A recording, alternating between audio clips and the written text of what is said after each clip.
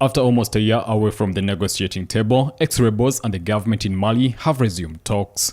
On Friday, an alliance of the Tuareg and Arab rebels, pro-government armed groups, and the government met with the monitoring committee of the Algiers Agreement signed in 2015. Algerian Minister of Foreign Affairs Ramten Lamamra said the talks had been constructive. He said a number of observations were made. The comments that were made by the government representative were satisfactory in content and tone, and he is confident that at the next meeting, they will make even more significant progress. It is the first time the groups have met in 11 months to discuss the major deal, with participants feeling very hopeful. Head of the coordination of Azawadi movements, Ataye Ag Mohamed, is consciously optimistic about the talks.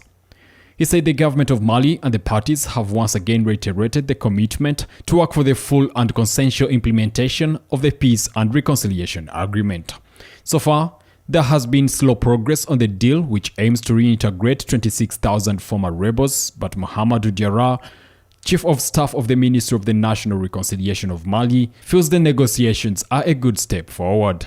There has been turmoil in Mali since its independence and jihadist insurgencies in the north in 2012. Mali has also seen military coups in 2020 and 2021.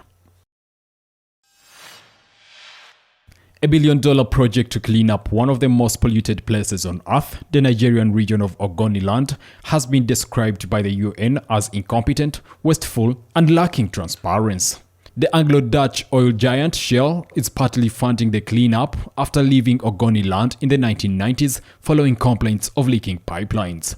For decades, oil has continued to leak from dormant wellheads, resulting in the once lush mangroves being covered in crude oil and well water smelling of benzene. Shell's huge cleanup began in 2019, backed by the United Nations, and was considered to be one of the most ambitious projects of its kind in the world.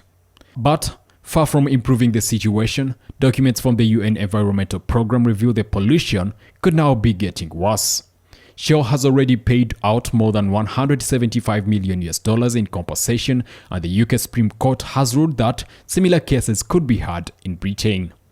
The company has faced defeat in 2 recent legal cases brought by communities in the region, including one last year in which The Hague ordered Shell's Nigerian unit to pay unspecified damages to farmers for oil spills that occurred more than 15 years